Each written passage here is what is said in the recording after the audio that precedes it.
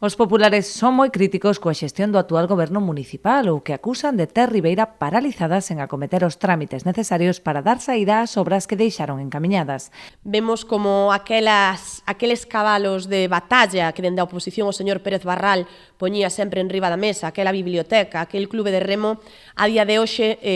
nin están nin se lle esperan. O anterior goberno deixou replanteada a biblioteca municipal no mes de xuño, pois 9 meses máis tarde a biblioteca municipal segue absolutamente no mesmo punto. Pedimos explicacións no pleno en numerosas ocasións, sin ter pois nunca resposta do que pasa con esa biblioteca, non sabemos por que se comeza, non sabemos que pasa nesa biblioteca, o que sí sabemos é que o goberno municipal leva 9 meses perdidos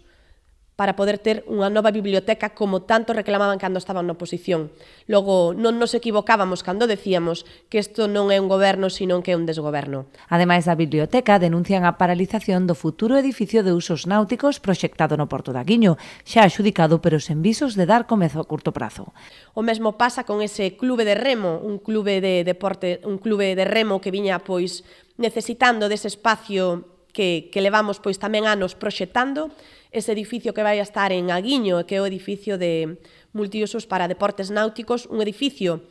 que se adxudicou o 21 de xaneiro, sin mal non recordo, e tampouco temos noticias deles. Eu non sei se o señor Pérez Barral, dende a oposición, pensaba que os edificios se levantaban pois cun chasquido de dedos, pero dende logo que a xestión é moito máis complicada do que facer oposición. Eu lle digo que se senten, que traballen, que non perdan o tempo con cousas que son de un segundo ou terceiro plano e que tomen as riendas de todos esos proxectos importantes que están encima da mesa e dos que parecía que cando estaban na oposición eran os abandeirados. Non son estas as únicas obras que os populares botan en falta, posto que demandan tamén que se remate a parada central de autobuses que aínda non entrou en servizo. Neste punto denuncian ademais o mal estado dos arredores desta instalación, que acumulan entullos e lixo en pleno centro do pobo.